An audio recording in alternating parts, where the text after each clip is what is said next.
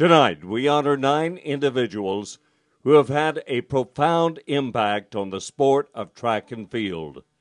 They and their contributions to our sport are missed. And tonight, we are pleased to recognize them with a posthumous induction into the Texas Track and Field Coaches Association Hall of Fame. Frank Anderson.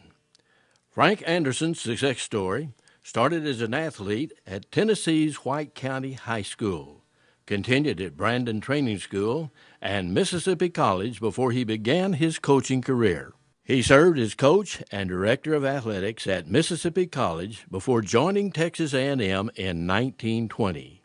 Anderson was the head track and field coach at Texas A&M from 1922 to 35 and from 1946 to 57.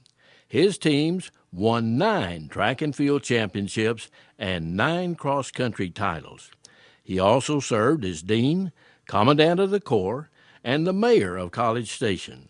3 of his athletes, Art Hardin, Walter Buddy Davis, and Darrell Hooper, earned Olympic medals. Emmett Brunson. Emmett Brunson's career spanned 5 decades as an athlete, coach, and administrator at Rice University. As a track and field athlete in 1928, he led the Owls to their first Southwest Conference title, setting records in the 880 and the mile while scoring a meet-high 12 points.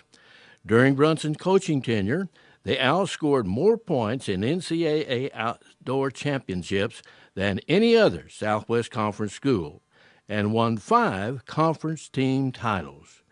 Brunson served as the Owls as head coach for 34 years, 1934 to 1942 and 1946 to 1970, interrupted by a 3-year tour as a naval officer.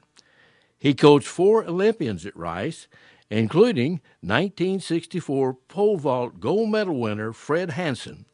Brunson also doubled as Rice athletic business manager after his first 7 years of coaching. Oliver Jackson. Oliver Jackson was one of America's most successful track and field coaches during his 16 years at Abilene Christian University. He coached ACU teams from 1948 through 1963, during which time he developed 16 world record holders and 3 Olympians, Bobby Morrow, Earl Young, and Billy Pembleton.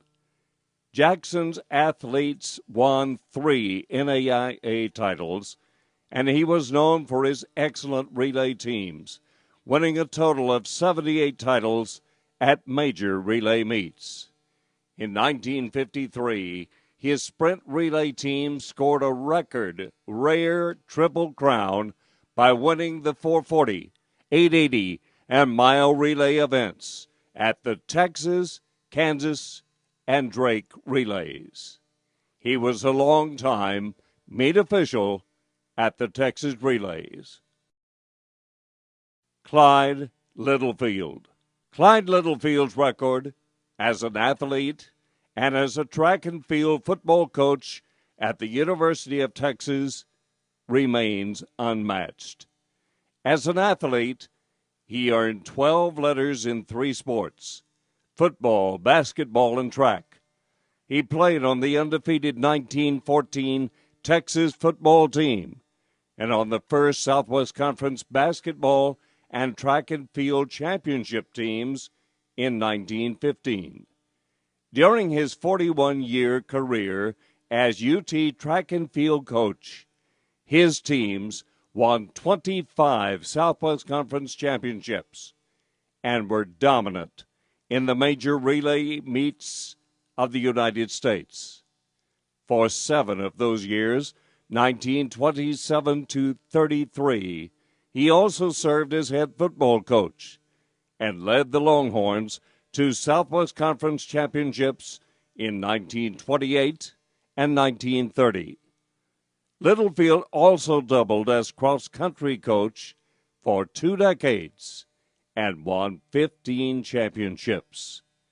In 1925, he co-founded the Texas Relays, which now bear his name.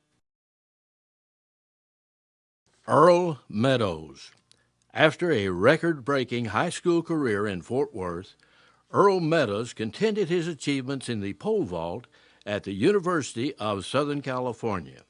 In the 1936 Olympics, Meadows set an Olympic record of 14 feet 3 1/4 inches during a 10-hour pole vault marathon that ended long after other track and field events had concluded.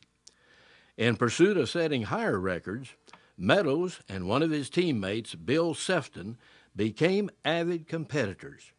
At the 1937 Pacific Coast Association meet in the Los Angeles Coliseum, Meadows and Sefton achieved their goal by setting identical world record vaults of 14 feet 11 inches. Jack Patterson. Jack Patterson played a significant role in track and field at 4 Southwest Conference schools. As a Rice University athlete, he set a conference record in the high hurdles. After graduation, he became a teacher and coach. Later, he headed the track and field programs at the University of Houston, where he developed nationally recognized sprinters and relay teams. In 1955, he became head coach at Baylor, and 5 years later, the Bears won their first Southwest Conference track and field championship. Patterson eventually took over the track program of the University of Texas, where he led the Longhorns to 3 Southwest Conference championships and was named assistant athletic director.